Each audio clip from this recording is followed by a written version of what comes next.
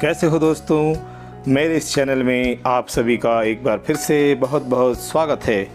आपके सामने आज मैं लेकर आया हूँ कक्षा छठी जो वसंत हमारी पुस्तक लगी हुई है सीबीएसई के स्कूल्स में। उसमें एक पाठ है हिंदी की पुस्तक में नौकर। बच्चों, इस पाठ को अच्छी तरह से समझने के लिए ज़रूरी है कि आप उससे पहले पाठ के मुख्य बिंदुओं को ज़रूर समझें। कई बार ऐसा होता है कि हम सीधे सीधे बुक को पढ़ लेते हैं और हमें ऐसा लगता है कि हाँ, हमारा काम हो गया। लेकिन बच्चों, ऐसा बिल्कुल भी नहीं होता है। हर पाठ में कुछ ना कुछ छुपा हुआ कोई ना कोई संदेश ज़रूर होता है। मैं खुद एक शिक्षक होने के नाते अपने बच्चों से ये उम्मीद करता हूँ, जिन बच्चों को मैं पढ़ाता हूँ, कि वो बच्चे अब बहुत अच्छी तरह से अपना उत्तर लिखना सीखें। सिर्फ ये नहीं है कि शिक्षक या शिक्षिका ने आपको उत्तर लिखवा दिए और आपने उसको रट लिए और अपने उत्तर आपने परीक्षा में लिख दिए और आपको अंक आ गए। सिर्फ इतना काफ़ी नहीं होता। मेरे इस वीडियो बनाने का मकसद है कि बच्चे पाठ को समझ सकें, अपनी भाषा में उत्तर लिखने में सक्षम बने, साथ ही उनकी जो भाषा है उसका विकास हो सके। हर पाठ के अंदर जो संदेश होता है, जो जीवन मूल्य होते हैं, जिसको हम मॉरल वैल्यूज़ बोलते हैं, जो लाइफ स्किल्स भी बोल सकते हैं, अलग अलग नामों से इसको जाना जाता है, आप उसको भी समझ सकें। मैं इसलिए इस वीडियो को आपके सामने प्रस्तुत कर रहा हूँ। तो इस पाठ को यदि आप नए ढंग से सीखना समझना चाहते हैं और अधिक से अधिक अंक प्राप्त करना चाहते हैं, और जैसा कि आपको पता है पूरे देश में ऑनलाइन कक्षाएं हो रही हैं, तो ऐसी कक्षाओं में जब भी ये पाठ पढ़ाया जाता है या आपकी परीक्षा में इससे संबंधित प्रश्न पूछे जाते हैं, तो ये वीडियो आपकी बहुत मदद करने वाला है, यानी ये वीडियो आपके बहुत काम आने वाला है। तो इसको बहुत ध्यान से सुनिए और सीखिए। जो मैं आपको एक नई टेक्निक आज बताने वाला हूँ, जो शिक्षक इस वीडियो को देख सुन रहे हैं वो इसको बहुत तरीके से सब गहराई से समझें और कोशिश करें कि इस पाठ को एक नए ढंग से, नए अंदाज में इस तरह से पढ़ाएंगे तो बच्चे और मज़े लेकर के पाठ को सुनते समझते हैं। मुझे खुशी है कि मैं जिन बच्चों को पढ़ाता हूँ वो हिंदी बहुत रुचि के साथ पढ़ते हैं, बोझ के साथ नहीं पढ़ते हैं, और इसलिए ज़रूरी है कि शिक्षक पूरी रुचि के साथ में, पूरे आत्मविश्वास के साथ में विषय को बच्चों के सामने रखें। तो बिना देर के हम शुरू करते हैं।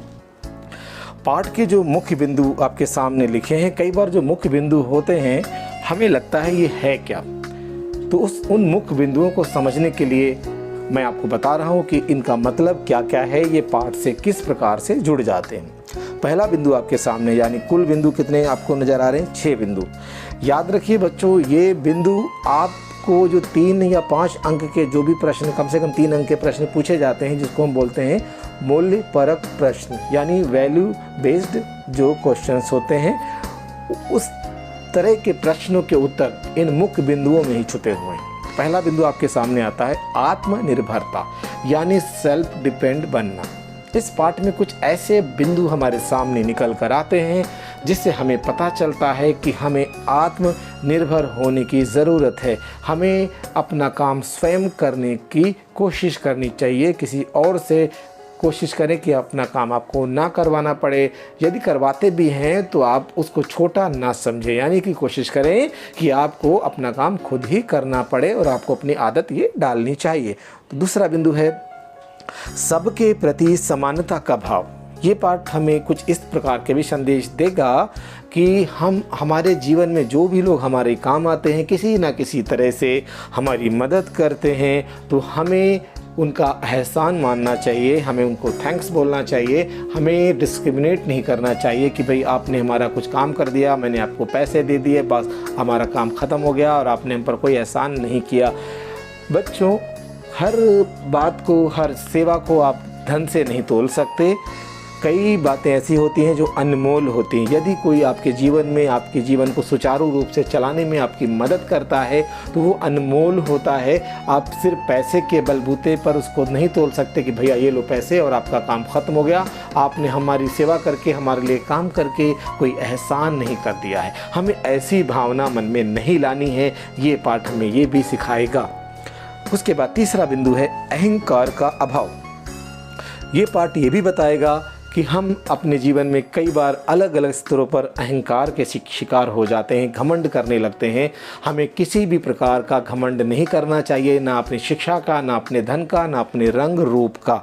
तो ये तीसरा बिंदु आपके सामने आता है। अब चौथे बिंदु की जो हम बात करते हैं, दूसरों के प्रति सहयोग की भावना। यदि आपसे कोई मदद मांगता है या आपको लगता है कि किसी को मदद की ज़रूरत है, तो आगे आप इनिशिएटिव लें, आप उसकी मदद ज़रूर करें। यदि आप मदद करते हैं तो आपको भी मदद अवश्य मिलेगी, यानी कि आपके मन में दूसरों के सहयोग की भावना होनी चाहिए। ये पाठ हमें ये शिक्षा भी देगा। इस पाठ के माध्यम से हम इस बात को भी समझेंगे। पांचवा बिंदु है आपके सामने, सादा जीवन उच्च विचार। यानी कि हमें अपनी जो थिंकिंग है, हमारी जो मानसिकता है, हमें उसको हमेशा अच्छी और हाई लेवल की बनाने की ज़रूरत है। यानी कि हम लोगों के प्रति अच्छे भाव मन में रखें, किसी को छोटा ना समझें, अपना जीवन साधारण रखें। यानी कि लग्जरीज जो है हमारे जीवन की, उससे खुद को दूर रखें। पढ़ाई लिखाई पर हम ज़्यादा ध्यान दें, यानी कि बहुत महंगे कपड़े पहनना, बहुत महंगी महंगी गाड़ियों में घूमना, यानी कि जो दिखावा है उससे दूर रहते हुए सिर्फ अपने ज्ञान के स्तर को बढ़ाएं और समाज के काम आएं। ये इसका अर्थ है पांचवें बिंदु का। इसके बाद में छठा बिंदु है विद्या से विनम्रता की ओर। संस्कृत में कहा जाता है विद्या ददाति विनया, यानी कि विद्या से विनम्रता आती है। यानी जो व्यक्ति जितना अधिक विद्यावान होता है, ज्ञानवान होता है, पढ़ा लिखा होता है, उसकी जो विद्या है, उसकी जो शिक्षा है, उसकी जो एजुकेशन है, वो उसके व्यवहार की विनम्रता में झलकने लगती है। यदि आपको अपनी विद्या का घमंड हो गया है तो ये सच्ची विद्या या सच्चा ज्ञान नहीं है। बच्चों, मॉरल एजुकेशन से जुड़े हुए बहुत से वीडियोस इस चैनल पर मौजूद हैं। आप उन वीडियोस को सुनें और अपने जीवन में लागू करने की कोशिश करें, क्योंकि हमारी पहचान हमारा व्यवहार है। जो भी बच्चे मुझसे शिक्षा ग्रहण कर रहे हैं वो सभी मेरे साथ जुड़े रहते हैं और नैतिक शिक्षा, लाइफ स्किल के जरिए उनके जीवन का विकास होता है। और मेरा पढ़ाई हुआ कोई भी बच्चा किसी भी कार्य को करने में झिझक महसूस नहीं करता है। यहाँ तक कि वो खुद अपनी कक्षाओं में झाड़ू पोछा करने तक को तैयार रहते हैं, यानी कि वो खुद सेल्फ डिपेंड बनते हैं। यानी स्वच्छता अभियान की अगर बात करें तो वो बच्चे खुद इस काम को करने में समर्थ हैं। मैं स्वयं ये कार्य करता हूँ, मुझे कोई झिझक या शर्म नहीं होती है। इसलिए मैं भी आपसे उम्मीद करता हूं कि आपके अंदर जो विद्या है वो आपके अंदर विनम्रता का विकास करे, आपके अंदर अहंकार नहीं होना चाहिए, आप आत्मनिर्भर रहें और आप सबके प्रति समानता का भाव रखें, दूसरों के साथ सहयोग करें और अपने जीवन को सिंपल बनाएं और अपनी सोच को हाई बनाएं। तो इन सब बिंदुओं को हमने समझा और अब हम आगे बढ़ते हैं और इस पाठ को पढ़ते हैं ताकि हम इन बिंदुओं को इस पाठ में ढूंढ सकें। तो चलिए शुरू करते हैं इस पाठ को। नौकर पाठ, जैसा कि इस पाठ का नाम ही नौकर है। अब इस नौकर पाठ का जो कॉन्सेप्ट क्या है वो हम समझने का प्रयास करेंगे। आश्रम में गांधी जी इसमें नहीं इस्तेमाल है तो अपनी तरफ से जोड़ सकते हैं। आश्रम में गांधी कई ऐसे काम भी करते थे जिन्हें आमतौर पर नौकर चाकर करते हैं। अब देखिए, जो बिंदु आपने 6 बिंदु हमने डिस्कस किए हैं, अब वो बिंदु ही यहाँ उदाहरण के रूप में पूरे पाठ में आपको मिलेंगे। आश्रम में गांधी जी कई ऐसे काम भी करते थे जिन्हें आमतौर पर नौकर चाकर करते हैं। जिस ज़माने में वे बैरिस्ट्री से हज़ारों रुपए कमाते थे, बैरिस्ट्री मतलब बच्चों ये एडवोकेट को कहते हैं, वकील जिसको हम कहते हैं, उस समय भी वे प्रतिदिन सुबह अपने हाथ से चक्की पर आटा पीसा करते, यानी गेहूँ पीस कर आटा बनाते थे। चक्की चलाने में कस्तूरबा और उनके लड़के भी हाथ बटाते थे, यानी पूरी फैमिली उनकी मदद करती थी। इस प्रकार घर में रोटी बनाने के लिए महीन या मोटा आटा वे खुद पीस लेते थे, यानी कि खुद वो अपना काम कर लेते थे। साबरमती आश्रम में भी गांधी जी ने पिसाई का काम जारी रखा। वह चक्की को ठीक करने में कभी कभी घंटों मेहनत करते थे, यानी चक्की अगर ख़राब हो जाती थी तो उसको वो खुद ही ठीक करते थे। एक बार एक कार्यकर्ता ने यानी वर्कर ने कहा कि आश्रम में आटा कम पड़ गया है। आटा पिसवाने में हाथ बटाने के लिए गांधी जी फौरन उठ खड़े हुए और गेहूँ पीसने से पहले उसे बीन कर साफ करने पर वह जोर देते थे, यानी वो कहते थे अगर आप गेहूँ को पीसना चाहते हैं तो उससे पहले इसको साफ कर लें, नहीं तो क्या होगा कि उसमें जो कंकड़ पत्थर हैं वो भी चक्की में पिस जाएंगे और आटा खराब हो जाएगा। कौपीनधारी इस महान व्यक्ति को अनाज बीनते देखकर उनसे मिलने वाले लोग हैरत में पड़ जाते थे, यानी कि एक व्यक्ति जो पढ़ा लिखा व्यक्ति है उसको जब लोग ऐसा साधारण सा काम करते देखते थे तो लोग हैरान हो जाते थे। बाहरी लोगों के सामने इम्पोर्टेंट पॉइंट है, ध्यान से सुनिए। बाहरी लोगों के सामने शारीरिक मेहनत का काम करते गांधी जी को शर्म नहीं लगती थी। जैसा मैंने अभी आपको बताया कि मैं स्वयं अपनी कक्षाओं में झाड़ू लगाने में या पोछा लगाने में कोई भी शर्म महसूस नहीं करता हूँ। यही जब तक हम ऐसा नहीं करेंगे तो हम अपने बच्चों से ऐसा नहीं करवा सकते। तो जो हमारे बच्चे होते हैं, जो हमारे विद्यार्थी होते हैं, जब वो ये देखते हैं कि हमारे शिक्षक ऐसा कर सकते हैं तो उन्हें कोई भी झिझक नहीं होती है और वो बिना किसी झिझक, बिना किसी शर्म के कार्य आराम से करते हैं। तो यहाँ पर एक कहने का अर्थ यही है कि बाहरी लोगों के सामने गांधी जी जो फिजिकल वर्क है, चाहे झाड़ू लगाना हो या कोई भी कार्य करना हो, उसको करने में वो शर्म महसूस नहीं करते थे। मैं आपको यहाँ पर एक बहुत इम्पोर्टेंट एक हमारे साथ घटना घटी थी, उसका मैं जिक्र करना चाहूँगा। अहमदाबाद में आश्रम है, साबरमती आश्रम वहाँ पर है। वहाँ पर गुजरात में मेरा जाना हुआ था 10-15 साल पहले, तब मैंने ये सब आँखों से देखा है सब। वहाँ पर आश्रम में जो स्टूडेंट्स हैं वो खुद अपना सारा कार्य करते हैं, यानी कि चाहे वो वॉशरूम साफ़ करने का कार्य हो, चाहे वो नालियाँ साफ़ करने का कार्य हो, खाना बांटने का कार्य हो, सब कार्य वो स्वयं करते हैं। वहाँ पर एक ऐसी जगह थी, वहाँ जो उसको छात्रालय बोला जाता था, छात्र यानी कि हम छात्रावास बोलते हैं। तो वहाँ पर कॉन्सेप्ट है छात्रालय का। छात्रालय का अर्थ है वहाँ पर दिन में बच्चे पढ़ते थे और रात में वहीं पर बिस्तर बिछा करके वो सोते थे। यानी जैसे उनके स्कूल का सुबह टाइम होता था, वो सारे बच्चे अपने बिस्तर को फोल्ड करके सफाई करते थे और वहीं पर उनकी क्लास शुरू हो जाती थी। यानी वो सारा काम स्वयं करते थे। यदि आप हमारे भारतीय संस्कृति को देखें तो वहाँ पर आपको देखने को मिलेगा जो गुरुकुल हमारे यहाँ हुआ करते थे, अभी भी बहुत सारे गुरुकुल हैं हमारे हिंदुस्तान में, हमारे भारत में। तो आप देखोगे गुरुकुल में यही कॉन्सेप्ट होता है, यही अवधारणा काम करती है कि बच्चे अपना कार्य स्वयं करना सीखते हैं, किसी भी कार्य को करने में झिझक नहीं होती है। क्योंकि सच्चे ज्ञान का आधार ही यही होता है, बेस ही यही होता है कि आपके अंदर घमंड नहीं होता है, आपके अंदर विनम्रता का विकास होता है। यही सच्ची विद्या है, यही गुरुकुल में हमारे सिखाया जाता था। अब आगे देखिए, हम पढ़ते हैं। एक बार उनके पास कॉलेज के कोई छात्र मिलने आए। उनको अंग्रेज़ी भाषा के अपने ज्ञान पर बड़ा गर्व था, घमंड था। गांधी जी से बातचीत के अंत में वे बोले, बापू, यदि मैं आपकी कोई मदद कर सकूं, सेवा कर सकूं तो कृपया मुझे अवश्य बताएं। उन्हें आशा थी कि बापू उन्हें कुछ लिखने पढ़ने का काम देंगे। गांधी जी ने उनके मन की बात ताड़ ली थी, वो समझ गए थे क्या चाहते हैं। अगर आपके पास समय हो तो इस थाली के थोड़े गेहूँ बीन डालिए। बीन डालने का मतलब इसमें जो कंकड़ पत्थर है वो साफ कर दीजिए। आगंतुक बड़ी मुश्किल में पड़ गए। आगंतुक यानी जो मेहमान थे वो बड़ी मुश्किल में पड़ गए कि ये क्या काम बता दिया, लेकिन अब तो कोई चारा नहीं था, यानी कोई ऑप्शन था नहीं। उन्होंने खुद ही कहा था काम दे दो। तो 1 घंटे तक गेहूं बीनते रहे बिना मन से और थक गए और गांधी जी से विदा मांगकर चले गए। विदा मांगने का मतलब जैसे उन्होंने बोल दिया होगा, अच्छा मुझे चलना है, अचानक मुझे कोई काम याद आ गया, एक तरह से बहाना बना के वहाँ से वो चले गए। अब आगे देखते हैं। कुछ वर्षों तक गांधी जी ने आश्रम के भंडार का काम संभालने में मदद की। जो स्टोर रूम होता है जहाँ पे खाने पीने का सारा सामान रखते हैं, उसकी बात हो रही है। सवेरे की प्रार्थना के बाद वे रसोई घर में जाकर सब्जियां छीलते थे, यानी सब्जी वगैरह काटते थे। रसोई घर या भंडारे में अगर वे कहीं गंदगी या मकड़ी का जाला देख पाते तो अपने साथियों को आड़े हाथों लेते, यानी उनको डांटते थे कि साफ़ सफाई रखनी आवश्यक है। उन्हें सब्ज़ी, फल और अनाज के पौष्टिक गुणों का ज्ञान था, यानी कि उन्हें पता था किस में क्या न्यूट्रिशन मिलता है। एक बार एक आश्रमवासी ने बिना धोए आलू काट दिए। गांधी जी ने उन्हें समझाया कि आलू और नींबू को बिना धोए नहीं काटना चाहिए।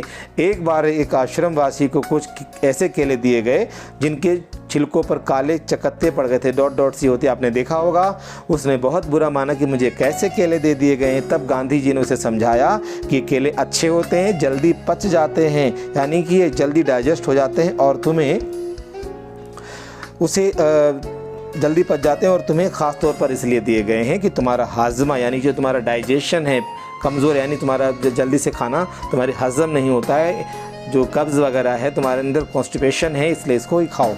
गांधी जी आश्रम वासियों को अक्सर स्वयं ही भोजन परोसते थे, यानी खुद ही सबको खाना खिलाते थे। इस कारण वे बेचारे बेस्वाद उबली हुई चीज़ों के विरुद्ध कुछ कह भी नहीं पाते थे, यानी कि सब लोग गांधी जी की इज्जत करते थे, उनका सम्मान करते थे।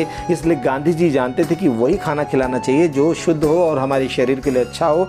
इसलिए वो ज़्यादा तली और फ्राइड चीज़ें नहीं खिलाते थे, बॉयल्ड चीज़ें खिलाते थे जिसमें न्यूट्रिशन ज़्यादा हो, तो आपको पता है जो चीज़ हमारी ज़बान के लिए ज़्यादा अच्छी होती है, ज़्यादा टेस्टी और मसालेदार स्पाइसी जो होता है, वो हमारे शरीर के लिए अच्छा नहीं होता है। यानी कि कई बार जो चीज़ें खाने में अच्छी नहीं लगती लेकिन हमारे शरीर के लिए बहुत अच्छी होती हैं। तो ऐसी चीज़ें जब लोगों को खाने के लिए देते थे तो वे मजबूरी में खा लेते थे, क्योंकि वो गांधी जी से कुछ बोल नहीं पाते थे। दक्षिण अफ्रीका की एक जेल में वे सैकड़ों कैदियों को दिन में 2 बार भोजन परोसने का कार्य भी कर चुके थे। आश्रम का एक नियम ये था कि सब लोग अपने बर्तन खुद साफ करें। जैसा कि मैंने अभी आपको बताया, मैं खुद गया हूँ आश्रम में, गुजरात में, अहमदाबाद में, तो मैं खुद वहाँ पर अपने बर्तन खुद साफ करता था। हमारे जो बाकी स्टूडेंट्स थे वो खुद ही अपने बर्तन धुलते थे, साफ करते थे, यानी कि आप किसी और को ये बर्तन नहीं दे सकते हैं। तो वही यहाँ पर यही सब लिखा हुआ है। यदि आपको कभी अवसर मिले तो अहमदाबाद वगैरह में आप जाइए और वहाँ पर आश्रम आप स्वयं देखेंगे, ये परंपरा आज भी वहाँ पर कायम है। रसोई के बर्तन बारी बारी से, टर्न बाय टर्न, कुछ लोग दल बांधकर धोते थे। दल बांधकर धोने का अर्थ है ड्यूटीज़ लगती थी, यानी 100 अगर बच्चे रहते हैं तो उसमें 20 लोगों की ड्यूटी लगी आज, 20 की कल ड्यूटी लगी, यानी टर्न आती रहती सबकी कि वो आज बर्तन साफ़ करेंगे। एक दिन गांधी जी ने बड़े बड़े पतीलों को खुद साफ करने का काम अपने ऊपर लिया। इन पतीलों की पेंदी में, पेंदी मतलब जो नीचे का हिस्सा तली होती है, पेंदी में खूब कालिक लगी थी। कालिक मतलब काली काली हो गई थी, जल गई थी। जब चूल्हे पर उसको पकाते हैं, ज़्यादा कोई साफ़ नहीं करता है तो बाहर वो ज़्यादा गंदा सा हो जाता, ब्लैक हो जाता है, उसको कालिक बोलते हैं। राख भरे हाथों से वह एक पतीले को खूब ज़ोर ज़ोर से रगड़ने में लगे हुए थे कि तभी कस्तूरबा वहाँ आ गई। उन्होंने पतीले को पकड़ लिया और बोली, ये काम आपका नहीं है, इसे करने के लिए और बहुत से लोग हैं। गांधी जी को लग गया कि उनकी बात मान लेने में ही बुद्धिमानी है और वह चुपचाप खड़े हुए, यानी कि उनको लगा कि ये जो मेरी पत्नी है ये मानेंगे नहीं, इसलिए मुझे चुपचाप खड़े होने में ही भलाई है। कस्तूरबा को उन बर्तनों की सफाई सौंपकर वो चले गए। बर्तन एकदम चमकते ना हों तब तक गांधी जी को संतोष नहीं होता था, यानी सेटिस्फाइड नहीं होते थे। वो बार बार किसी को बोलते थे, वो धुलता नहीं था, वो खुद धुलने लगते थे।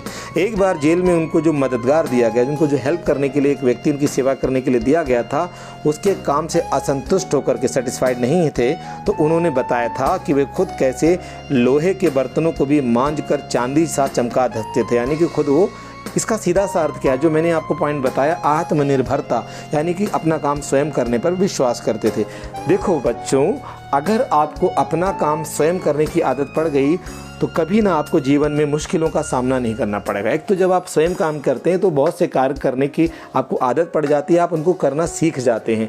मान लीजिए आपको खाना बनाना आ गया, किसी दिन आपके घर में कोई खाना बनाने वाला नहीं है, मेड नहीं आई है या मम्मी की तबीयत ठीक नहीं है, तो आप स्वयं खाना बना सकते हैं, मम्मी की भी सेवा कर सकते हैं, माता पिता की सेवा कर सकते हैं। ये आपके काम आता है। सब चीज़ जो भी हम जीवन में अच्छी बातें सीखते हैं वो हमारे कभी ना कभी काम आती हैं। तो अधिक से अधिक कोशिश करना चाहिए कि आपको अपना काम करना आना चाहिए, जिससे आपको किसी पर निर्भर ना होना पड़े। ये भी हमें इससे शिक्षा मिल रही है। जब आश्रम का निर्माण हो रहा था उस समय वहां आने वाले कुछ मेहमानों को तंबुओं में सोना पड़ता था। तंबू मतलब समझ के चलिए जो टेंट वगैरह लगाते हैं, जिसको हम कैंपिंग में भी इस्तेमाल करते हैं, उसमें लोगों को सोना पड़ता था, जो टेम्परेरी लगता है। एक नवागत को पता नहीं था, नवागत मतलब मेहमान को जो आया हुआ था उसको पता नहीं था कि अपना बिस्तर कहाँ रखना चाहिए। यानी इसका अर्थ ये है कि बिस्तर उनको मिलते थे सोने के लिए जो टेंट के अंदर, उसके बाद सुबह सभी लोगों को अपने बिस्तर फोल्ड करके एक निश्चित ठिकाने पर रखना होता था। तो कोई जो नया व्यक्ति था उसको पता नहीं था कहाँ रखना है, तो वो गांधी जी से पूछने लगा, इसलिए उसने बिस्तर को लपेट कर रख दिया और ये पता लगाने के लिए कि उसे कहाँ रखना है कि मैं पूछ के आऊँ इस बिस्तर को रखना कहाँ है। लौटते समय उसने देखा कि गांधी जी खुद उसका बिस्तर कंधे पर उठाए रखने चले जा रहे हैं, यानी कि गांधी जी को शर्म नहीं आई, इनको ऐसी कोई भी झिझक महसूस नहीं होती थी, वो शर्म नहीं करते थे, इसका मतलब काम करने में सबकी मदद करते थे। यही हम यहाँ पर सीख रहे हैं। अगला बिंदु देखिए, आश्रम के लिए बाहर बने कुएं से पानी खींचने का काम भी वे रोज़ करते, यानी पानी भी कुएं से खुद खींचते थे। एक दिन गांधी जी कुछ अस्वस्थ थे, यानी बीमार थे, और चक्की पर आटा पीसने के काम में हिस्सा बटा चुके थे, यानी कि वो अपना काम कर चुके थे। उनके एक साथी ने उन्हें थकावट से बचाने के लिए, उनके एक साथी यानी कि जो फॉलोअर थे, उन्होंने सोचा कि गांधी जी थके हुए हैं, तो उन्होंने कहा कि अन्य आश्रम वासियों की सहायता से सभी बड़े छोटे बर्तनों में पानी भर डाला। सोचा गांधी जी को परेशानी ना हो, गांधी जी का काम मैं कर दूँ। गांधी जी को ये बात पसंद नहीं आई, मन में कुछ ठेस भी लगी कि क्यों किसी व्यक्ति ने मेरी मदद की। उन्होंने बच्चों के नहाने का एक टब उठा लिया और कुएं से उसमें पानी भरकर टब को सिर पर उठाकर आश्रम में ले आए। बेचारे कार्यकर्ता को बहुत पछतावा हुआ। उसने सोचा बेवजह मैंने गांधी जी का दिल दुखा दिया। ठीक है, तो आगे देखते हैं। शरीर से जब तक बिल्कुल लाचारी ना हो तब तक गांधी को ये बात बिल्कुल पसंद नहीं थी कि महात्मा या बूढ़े होने के कारण उनको अपने हिस्से का दैनिक शारीरिक श्रम ना करना पड़े। इसका अर्थ है कि वो ये सोचते थे कि जब तक इंसान बिल्कुल लाचार ना हो जाए, लाचार का मतलब है उसका शरीर जवाब ना दे जाए, बिल्कुल वो काम करने लायक ना बचे, हिल भी ना सके, यानी एक तरह से चारपाई पकड़ ले, बीमार हो जाए, तब तक इंसान को दूसरों की मदद नहीं लेनी चाहिए। और यही कह रहे हैं यहाँ पर गांधी जी कि वो ये नहीं चाहते कि उनको कोई महात्मा समझे, बूढ़ा व्यक्ति समझ के दया करते हुए उनके हिस्से का वो काम कर दे, उनकी मदद कर दे, ये वो बिल्कुल पसंद नहीं करते थे। उनमें हर प्रकार का काम करने की अद्भुत क्षमता और शक्ति थी, यानी हर प्रकार का काम करने के लिए वो तैयार रहते थे। वह थकान का नाम भी नहीं जानते थे। दक्षिण अफ्रीका में बोअर युद्ध के दौरान उन्होंने घायलों को स्ट्रेचर पर लाद कर एक एक दिन में 25-25 मील तक ढोया तक मतलब लेकर गए थे। वह मीलों पैदल चल सकते थे। दक्षिण अफ्रीका में जब वे टॉल्स्टॉय बाड़ी में रहते थे तब पास के शहर में कोई काम होने पर दिन में अक्सर 42 मील तक पैदल चलते थे, यानी कि अब 42 मतलब समझ लो 70-75 किलोमीटर वो पैदल चल जाते थे।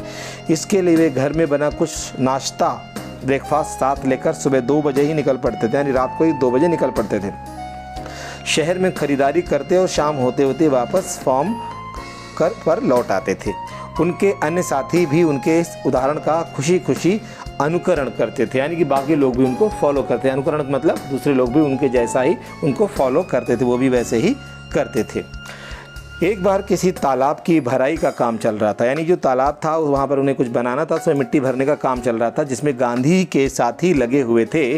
एक सुबह काम खत्म करके वे लोग फावड़े, कुदाल और टोकरियाँ लिए जब वापस लौटे तो देखते हैं कि गांधी उनके लिए तश्तरियों में यानी प्लेट में नाश्ते के लिए फल आदि तैयार करके रखे हैं। एक साथी ने पूछा, आपने हम लोगों के लिए सब कष्ट क्यों किया? क्या यह उचित है कि हम आपसे अपनी सेवा कराएं? गांधी जी ने मुस्कुराकर उत्तर दिया, क्यों नहीं, मैं जानता था कि तुम लोग थके मांदे लौटोगे। तुम्हारा नाश्ता मैंने तैयार कर लिया, मेरे पास खाली समय था ये सब करने के लिए। आपने इससे ये क्या सीखा? मैंने जो 6 बिंदु बताए थे उसमें में ये बिंदु निकल के आया कि दूसरों के प्रति सहयोग की भावना, मदद की भावना, ये यहाँ पर ये बिंदु स्पष्ट हो गया आपको।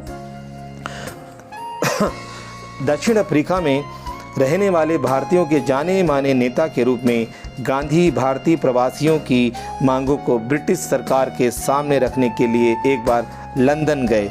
अब यहाँ पर देखिए, प्रवासी का मतलब है जो दूसरे देश में रहते हैं। वहाँ उन्हें भारतीय छात्रों ने एक दिन शाकाहारी भोज में निमंत्रित किया, यानी जो वेजिटेरियन उनके यहाँ पार्टी थी उसमें इनको इनवाइट किया गांधी जी को। छात्रों ने इस अवसर के लिए स्वयं ही शाकाहारी भोजन तैयार करने का निश्चय किया कि हम खुद ही गांधी जी के लिए खाना बनाएंगे, यानी सब्जी वगैरह बनाएंगे। तीसरे पहर 2 बजे एक दुबला पतला, यानी 2 बजे के आसपास दोपहर को एक दुबला पतला और चेहरा आदमी आकर उनमें शामिल हो गया और तस्तरियाँ धोने, सब्जी साफ करने और अन्य छुटपुट काम करने में उनकी मदद करने लगा। यानी कि वहाँ पर वो पहले ही पहुँच गए गांधी जी और बर्तन साफ करने लगे, प्लेट धोने लगे और सब्जियाँ वगैरह काटने लगे। इसका अर्थ ये है कि उन छात्रों ने गांधी जी को देखा नहीं था, कभी सुना ही था नाम, इसलिए उनको पहचान नहीं पाया। बाद में छात्रों का नेता वहां आया तो क्या देखता है कि वह दुबला पतला आदमी और कोई नहीं, उस शाम को भोज में निमंत्रित उनके सम्मानित अतिथि गांधी जी थे। यानी वो चौंक गए बाकी लोग कि जिनके लिए सब हो रहा है वो खुद अपने बर्तन धो रहे हैं, खुद आकर के सबकी मदद कर रहे हैं। इससे हम ये सीखते हैं कि हमारे अंदर अहंकार का नामो निशान नहीं होना चाहिए। देखिए, जितना आपके अंदर अहंकार होता है ना, उतना आपको कष्ट होता है।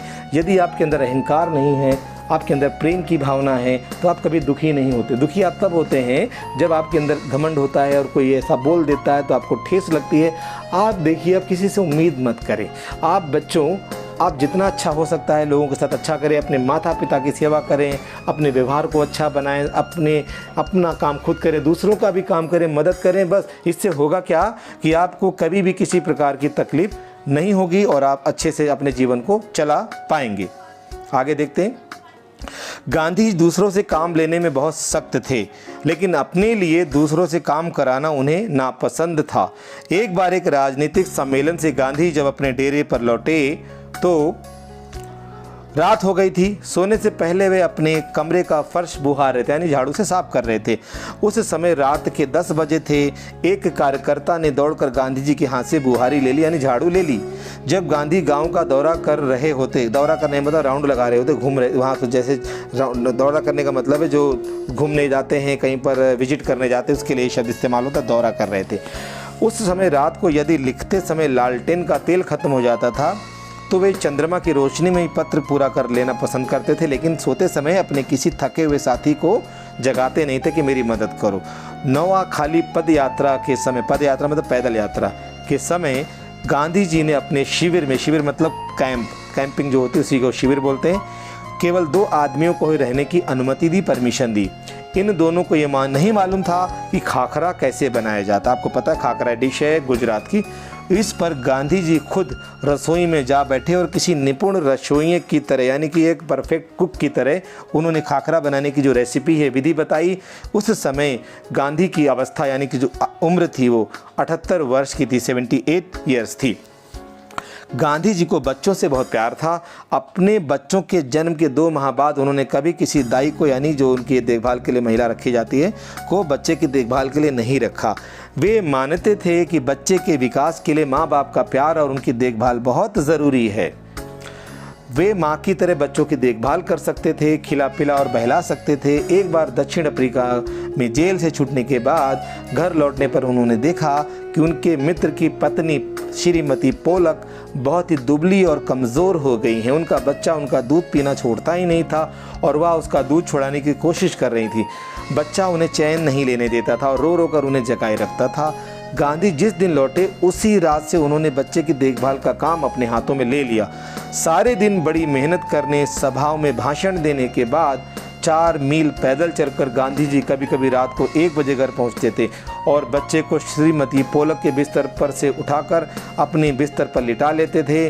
वह चारपाई के पास एक बर्तन में पानी भरकर रख लेते ताकि यदि बच्चे को प्यास लगे तो उसे पिला दें, लेकिन इसकी ज़रूरत ही नहीं पड़ती थी। बच्चा कभी नहीं रोता और उनकी चारपाई पर रात में आराम से सोता रहता था। एक पखवाड़े तक, पखवाड़ा मतलब 15 दिन का समय, एक पखवाड़े तक माँ से अलग सुलाने के बाद बच्चे ने माँ का दूध पीना छोड़ दिया।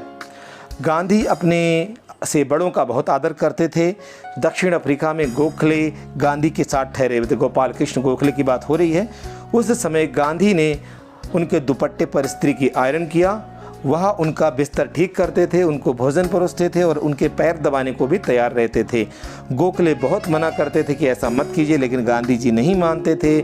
महात्मा कहलाने से बहुत पहले एक बार दक्षिण अफ्रीका से भारत आने पर गांधी जी कांग्रेस के अधिवेशन में, जो बहुत बड़ा एक उनका फंक्शन होता है, वहाँ उन्होंने गंदे पाखाने साफ किए। पाखाने मतलब टॉयलेट साफ किए और बाद में उन्होंने एक बड़े कांग्रेसी नेता से पूछा, मैं आपकी क्या सेवा कर सकता हूँ। नेता ने कहा, मेरे पास बहुत से पत्र इकट्ठा हो गए जिनका मैं जवाब नहीं दे पा रहा हूँ।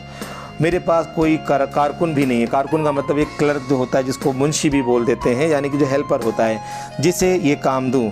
क्या तुम ये काम करने को तैयार हो? गांधी जी ने कहा, ज़रूर, मैं ऐसा कोई भी काम करने को तैयार हूँ जो मेरी सामर्थ्य से बाहर ना हो, यानी कि जो मैं कर सकता हूँ। ये काम उन्होंने थोड़े ही समय में समाप्त कर डाला और इसके बाद उन्होंने उन नेता की कमीज़ के बटन और लगाने और उनकी अन्य सेवा का काम भी खुशी से किया। जब कभी आश्रम में किसी सहायक को रखने की आवश्यकता होती तब गांधी किसी हरिजन को रखने का आग्रह करते। हरिजन मतलब होता है जो हमारे यहाँ साफ सफाई का कार्य करते हैं। गांधी जी ने इनको हरिजन नाम दिया। हरि का मतलब होता है ईश्वर की संतान, यानी इनको बहुत पवित्र मानते थे। कुछ लोग जैसे डिस्क्रिमिनेशन करते हैं, उनके साथ गलत व्यवहार करते हैं, तो गांधी जी ने नाम दे दिया हरिजन। ये कहा कि ये तो स्वयं साक्षात ईश्वर के लोग हैं, हमें इनका सम्मान करना चाहिए। जो हमारी सेवा करते हैं, हमें इनके साथ में भेदभाव करने का कोई अधिकार नहीं है। यदि हम ऐसा व्यवहार करते हैं तो हम ईश्वर की नज़र में दोषी होते हैं। उनका कहना था कि नौकरों को हमें वेतन भोगी मजदूर नहीं, अपने भाई के समान मानना चाहिए। इसका अर्थ यह है कि वो ये नहीं कहते थे कि अगर आपने नौकर रखा है तो आपने सोचा कि हमने सैलरी दे दी, हमने वेतन दे दिया और हमने इसको ख़रीद लिया, बस। वो कहते हैं कि हमें अपने परिवार के सदस्य की तरह, अपने ब्रदर की तरह, अपने फैमिली मेम्बर की तरह उसको मानना चाहिए। इससे कुछ कठिनाई हो सकती है। इससे हो सकता है कि आपको लगे क्या बोल रहे हैं, इससे कठिनाई हो सकती है, कुछ चोरियाँ हो सकती हैं, फिर भी हमारी कोशिश सर्वथा निष्फल नहीं जाएगी। लेकिन वो कहते हैं जो परिणाम होगा वो अच्छा ही होगा। उन्हें ये मालूम ही नहीं था कि किसी को नौकर की भांति कैसे रखें। एक बार भारत की जेल में उनके कई साथी कैदियों को उनकी सेवा टहल का काम सौंपा गया। सेवा टहल का मतलब होता है सेवा, दूसरों की सेवा करना, पैर दबाना, खाना पीने बनाना, इसके लिए वर्ड यूज़ होता है सेवा टहल। एक आदमी उनके फल धोता या काटता, दूसरा बकरियों को धोता यानी बकरी का दूध निकालता, तीसरा उनके निजी नौकर की तरह काम करता और चौथा उनके पखाने की सफाई करता यानी उनके टॉयलेट वगैरह जिस वो वॉशरूम को सफाई करता। एक ब्राह्मण कैदी उनके बर्तन धोता था और 2 गोरे यूरोपियन उनकी प्रतिदिन चारपाई बाहर निकालते थे यानी बहुत से लोग उनकी सेवा करते थे। गांधी जी ने देखा कि इंग्लैंड में ऊँचे घरानों में घरेलू नौकरों को परिवार का आदमी माना जाता है। उन्होंने बोला इंग्लैंड में जो हाई सोसाइटीज़ की फैमिलीज़ हैं वहाँ पर जो नौकर है सर्वेंट को फैमिली मेंबर की तरह माना जाता है। एक बार एक अंग्रेज के घर से विदा लेते समय उन्हें यह देखकर बहुत खुशी हुई कि घरेलू नौकरों का उनसे जो परिचय इंट्रोडक्शन किया गया वह नौकरों की तरह नहीं बल्कि फैमिली मेंबर की तरह उनसे ओपन इंट्रोडक्शन करवाया गया। एक बार एक भारतीय सज्जन के यहाँ काफ़ी दिनों तक ठहरने के बाद गांधी जब चलने लगे तब उस घर के नौकरों से उन्होंने विदा ली और कहा, मैं कभी किसी को अपना नौकर नहीं समझता, उसे भाई या बहन ही माना है और आप लोगों को भी मैं अपना भाई समझता हूँ। आपने मेरी जो सेवा की उसका प्रतिदान यानी उसका बदला चुकाने की मेरी सामर्थ्य नहीं है, मेरी हैसियत नहीं है, मुझे में नहीं है, लेकिन ईश्वर आपको इसका पूरा फल अवश्य देंगे। देखिए लिखा किसने, अनु बंदोपाध्याय ने इस लेख को लिखा, इस निबंध को, इस ऐसे को, इस पाठ को लिखा है। तो आपने बहुत सारी बातें इसमें सीखी। जैसा कि मैंने आपको बताया कि आपने जो भी हमने 6 बिंदु डिस्कस किए थे, आपको ये वीडियो समझना है, कुछ प्रॉब्लम हो, कोई समस्या है तो 6 बिंदु को पहले समझिए, उसके बाद पूरे वीडियो में जो मैंने डिस्कस किया है दोनों को कनेक्ट कीजिए। आप देखेंगे इस पार्ट को आपने बेहतर तरीके से समझ लिया है। इस पार्ट से आने वाला कोई भी बहुवैकल्पिक प्रश्न, MCQs जो आएँ या लिखने वाले के 3-3 नंबर के जो प्रश्न आते हैं, 2 नंबर के प्रश्न आते हैं, डिस्क्रिप्टिव जिसको बोलते हैं, सभी सवालों के जवाब आप देने में सक्षम बनेंगे। बस आप बार बार वीडियो देखें, सुने, समझें। ठीक है बच्चों, अब हम थोड़ा सा लेखक का परिचय प्राप्त करते हैं और वीडियो समाप्त करते हैं। लेखिका के बारे में, अनु बंदोपाध्याय, इनका जन्म 1917 में और मृत्यु 2006 में हुई। स्वतंत्रता आंदोलन के साथ साथ सामाजिक कामों में भी गांधी जी की अभिन्न सहयोगी रही, यानी कि ये जो फ्रीडम फाइटर तो थी, साथ साथ में सोशल वर्क भी करती थी और गांधी जी के साथ हमेशा रही हैं। उन्होंने collected work of Mahatma Gandhi के संपादन के अलावा कस्तूरबा ट्रस्ट के साथ भी काम किया है। बहुरूप गांधी में लेखिका ने गांधी जी की दिनचर्या के उन कार्यों को रोचकता से लिखा है जिन्हें गांधी खुशी से करते थे, यानी गांधी जी का जो रूटीन था उसके बारे में बहुरूपी गांधी नाम का एक पुस्तक लिखी है, वही अनु बंदोपाध्याय ने ही लिखी है। गांधी जी केवल राष्ट्रपिता और स्वाधीनता के निर्माता ही नहीं थे, उनके जीवन के हर प्रसंग से सीखा जा सकता है। यानी पूरे पाठ से हमने बहुत कुछ सीखा कि हम आत्मनिर्भर बने, दूसरों का सम्मान करें, दूसरों की मदद करें और अहंकार से मुक्त रहें। आशा है आपको ये पाठ अच्छी तरह से समझ आ गया होगा। आप इस चैनल को सब्सक्राइब कर सकते हैं, वीडियो को लाइक और शेयर कीजिए यदि आपको लगता है कि आपके लिए उचित है और आपके काम का है। तो अभी के लिए इतना ही। वीडियो पूरा देखने के लिए आपका बहुत बहुत धन्यवाद। अगला वीडियो जो आपके सामने आएगा नौकर पाठ से संबंधित, उस वीडियो में हम इस पाठ से संबंधित प्रश्नों पर विस्तार से चर्चा करेंगे। तब तक के लिए हमें अनुमति दीजिए। धन्यवाद।